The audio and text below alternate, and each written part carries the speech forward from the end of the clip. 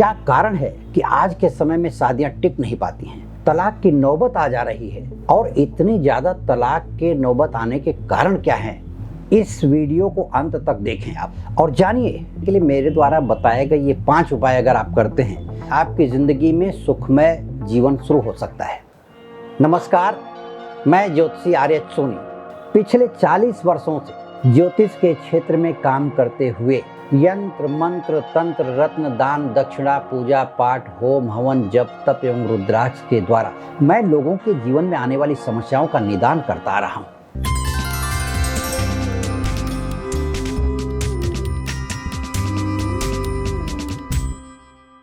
आजकल सबसे बड़ी समस्या यह है कि वैवाहिक संबंध टिक नहीं पाते हैं। लड़के लड़की उनके परिवार के लोग तलाक की नौबत ना आ जाए, इस बात को लेकर के परेशान से होते रहते हैं। क्या ज्योतिष के द्वारा विवाह के पूर्व या विवाह के बाद तलाक की नौबत को लेकर के जो मन में डर बना हुआ रहता है, चाहे वो लड़के लड़की हो या उनके परिवार के लोग हों, इसका समाधान किया जा सकता है? एक बार तलाक की नौबत अगर जिंदगी में आ जाती है, चाहे वो लड़के की जिंदगी में हो या लड़की की जिंदगी में, उनका पूरा परिवार धन दौलत के साथ साथ समय का बर्बाद होना, परिवार पूरी तरह से बर्बाद हो जाता है और पूरी की पूरी जिंदगी नर्क बन जाती है। समाज में भी, वो खुद भी। मैं आपको इतना भी बता देता हूं कि वो आर्थिक, मानसिक, पारिवारिक, सामाजिक और भी कई तरह से वो इतना टूट जाता है परिवार या लड़का और लड़की कि फिर जिंदगी में संभलने का वक्त नहीं मिल पाता। अगर संभलते भी हैं तो फिर इतना डर डर करके जीते हैं कि जैसे उनकी जिंदगी मानो व्यर्थ हो गई है। ज्योतिष विज्ञान एक इतना गहरा शास्त्र है कि पूरी दुनिया की सभी समस्याओं का निराकरण और कौन सी समस्या आने वाली है इसका भी कारण ज्योतिष विज्ञान में जाना जा सकता है। ऐसा ज्योतिष शास्त्र में पाया गया है और लोगों ने जाना है और आज भी उस पर अध्ययन चल रहा है। खैर, आपको पता नहीं होगा, लेकिन मैं ज्योतिष के हिसाब से बता रहा हूँ कि जो सप्तम भाव होता है जन्म कुंडली का, उसका मालिक अगर किसी 2 पाप ग्रहों के बीच बैठ गया हो, 7वें घर में पाप ग्रह बैठ गया हो या 7वें घर पर पाप ग्रह की दृष्टि पड़ रही हो, तो जिंदगी में इस तरह की समस्याएं आती हैं।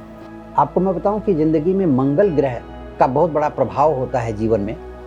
कि मंगल ग्रह आपकी जन्म कुंडली में कहाँ बैठा हुआ है, उसका पति पर कैसा प्रभाव पड़ेगा या पत्नी पर कैसा प्रभाव पड़ेगा। आप देख लीजिए अपनी जिंदगी में उठा करके, कभी कभी आपके खुद के जीवन में आकलन कीजिए कि आपको आपकी पत्नी की बात इतनी बुरी लग जाती है कि आप सोचते हैं कि मैं कल छोड़ दूंगा और ऐसी पत्नी का साथ नहीं रहना है, और फिर पल भर में आपका ख्याल बदलता है, दूसरे दिन ख्याल बदलता है कि नहीं, हमारी पत्नी और लोगों से बहुत अच्छी है या हमारा पति और लोगों से बहुत अच्छा है। तो आखिर इसके पीछे का कारण क्या है? अगर परिवार में एक दूसरे को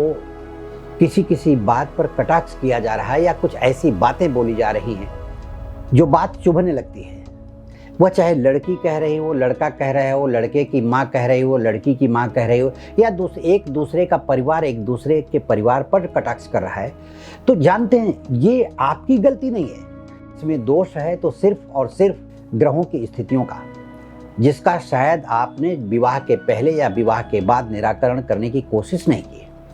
ग्रहों की स्थितियां इस बात की सूचना देने लगती हैं कि आपकी ज़िंदगी में आपका आने वाला समय कैसा है, आपके पति के साथ आपका संबंध कैसा रहेगा, आपकी पत्नी के साथ संबंध कैसा रहेगा।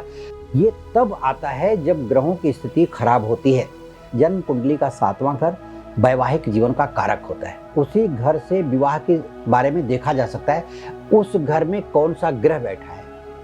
अगर सौम्य ग्रह बैठा है, अच्छा ग्रह बैठा है, तो जिंदगी खुशहाल होगी। लेकिन अच्छे ग्रह के साथ साथ अगर उस घर में 7वें घर में कोई पाप ग्रह बैठा है, राहु बैठ गया है, केतु बैठ गया है, शनि बैठ गया, मंगल बैठ गया, ये जो पाप ग्रह होते हैं, क्रूर ग्रह होते हैं,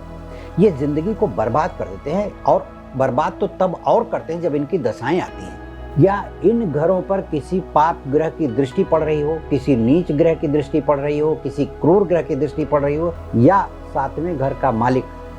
किसी 2 पाप ग्रहों के बीच फंस गया हो, जिसको हम पाप कर्तरी योग कहते हैं। इन स्थितियों में आदमी की जिंदगी तबाह हो जाती है और ऐसे ही लोग आखिरकार एक न एक दिन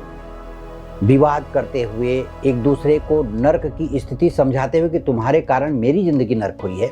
इन बातों को लेकर के एक न एक दिन आदमी तलाक की स्थिति तक आ जाता है और यहाँ तक हो जाती है कि बात कोर्ट कचहरी तक जा करके संबंध विच्छेद की नौबत ला देता है। लेकिन मैं ये कहना चाहता हूँ कि जब मैंने आपको पहले ही बताया कि ग्रहों की स्थिति ही आपके जीवन में ये बातें लाती हैं, तो क्यों नहीं आप अपनी ज़िंदगी को संभालने के लिए उन ग्रहों के स्थितियों का निराकरण करें, उन ग्रहों की स्थितियों को बदलें कि कौन सा पाप ग्रह हमारी ज़िंदगी में दखल दे रहा है, हमारी ज़िंदगी को उजाड़ रहा है, तो उन ग्रहों के उपाय करके आप अपनी ज़िंदगी को बदल सकते हैं। अब ये मैं 5 उपाय आपको बताने जा रहा हूँ जो आपके जीवन में आने वाले जो तनाव हैं, पति पत्नी के बीच का जो तनाव है, उसे दूर करने के लिए मेरे द्वारा बताए गए ये 5 उपाय अगर आप करते हैं, आपकी ज़िंदगी में सुखमय जीवन शुरू हो सकता है। सबसे पहला उपाय ये है कि आप अपने दोनों पति पत्नी का फोटो कम से कम 6 इंच बाई 6 इंच का तो हो, जिसमें दोनों की तस्वीर होनी चाहिए। ये फ्रेम करवा करके इसे जिस बेडरूम में आप सोते हैं, जहाँ पे भी आप सोते हैं, वहाँ दक्षिण पश्चिम की जो दीवार है तो पश्चिमी दीवार पर लगाएं और आप दोनों के फोटो का मुंह पूरब की तरफ होना चाहिए और उस पर एक ऐसा बल्ब लगाएं, लाल रंग का फोकस आपकी तस्वीरों पे पड़ता रहे और ये पूरे दिन और रात जलता रहे। इस तरह से अगर आप अपने घर में अपने फोटो लगाते हैं पश्चिमी दीवार पर, दक्षिण पश्चिम के कोने में, जो अशांति आपके जीवन में चल रही है उसमें शांति आएगी और आप दोनों के प्रेम में परस्पर बढ़ोतरी होती जाएगी और आपका जीवन सुखमय होता जाएगा। दूसरा उपाय ये है कि अगर आप घर में किसी एक देवी देवता का पूजा करते हैं, जैसे भगवान शिव की पूजा करते हैं, भगवान श्री कृष्ण की पूजा करते हैं, भगवान विष्णु की पूजा करते हैं, माँ लक्ष्मी की पूजा करते हैं, तो मेरा कहना यह है कि आप जोड़ी की पूजा करें। जोड़ी का मतलब होता है कि राधा कृष्ण की पूजा करें, माता विष्णु लक्ष्मी की पूजा करें, सीता राम की पूजा करें, शिव पार्वती की पूजा करें। जोड़ी की पूजा करेंगे तो आपके घर में जो तनावपूर्ण माहौल चल रहा है वो माहौल से शांति मिलेगी। तीसरा उपाय ये है कि अगर आप हिंदुस्तान में कहीं भी रहते होंगे तो वहाँ पीपल का वृक्ष होगा। यदि पीपल वृक्ष को प्रत्येक सोमवार दूध डाल करके आप जल दे रहे हैं, अर्घ दे रहे हैं और फिर पीपल पेड़ को स्पर्श करके अपने मन की तमन्ना कह रहे हैं, अपने मन की इच्छा कह रहे हैं कि हे भगवान, जो भी आप इस वृक्ष के देवता हैं, मैं उनसे प्रार्थना करती हूँ कि मेरे जीवन में जो आने वाली समस्या है या जो समस्या चल रही है उसे दूर करें, यह मैं आपसे प्रार्थना करती हूँ। तो धीरे धीरे 7 सोमवार आप दूध से भरा जल अगर अर्घ्य देते हैं पीपल वृक्ष को तो आपके जीवन में आने वाली समस्याएं दूर होने लगेंगी। चौथा उपाय है कि भगवान शिव के मंदिर में आप प्रत्येक रविवार लाल गुलाब का फूल चढ़ाएं और हो सके तो जोड़े के साथ जाएं। आप पुरुष हैं तो अपनी स्त्री के साथ जाएं और अगर आप स्त्री हैं तो अपने पुरुष को साथ में लेकर के जाएं, अपने पति को साथ में ले जा करके भगवान शिव के पिंड पर लाल गुलाब का फूल दोनों लोगों का हाथ लगा रहे और चढ़ाएं। वहाँ अगरबत्ती जलाएं या कपूर जलाएं और भगवान से प्रार्थना करें और उस मंदिर में हो सके तो 2-5 मिनट बैठें और अपने मन की प्रार्थना करके फिर वहाँ से निकलें। इससे वैवाहिक जीवन सुखी होने लगता है। यदि कोई पति दूर रहता है, पत्नी घर पे रहती है और आपस में प्रेम में कमी आई हुई है, तो घर पे रहने वाली स्त्री माँ लक्ष्मी के मंत्र का जप अगर करती है नित्य शाम के समय, तो उसका पति उसके बारे में सोचने लगता है।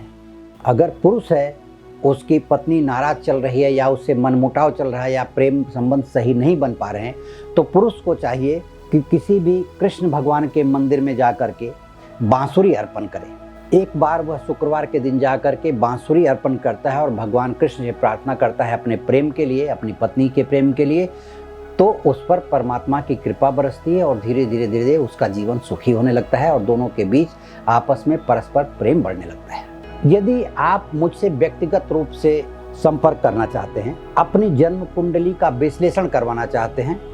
अपने जीवन में जो पारिवारिक समस्याएं हैं उनको जड़ से मिटाना चाहते हैं, इन बातों के लिए आप नीचे दिए गए लिंक पर क्लिक करके आप मुझसे संपर्क कर सकते हैं। हमारे इस वीडियो को आप लाइक करें, शेयर करें, सब्सक्राइब करें। आप लोगों की किसी भी प्रकार की समस्या के लिए मुझे कमेंट करें ताकि मैं उस समस्या पर आपको वीडियो बनाकर दे सकूं। धन्यवाद।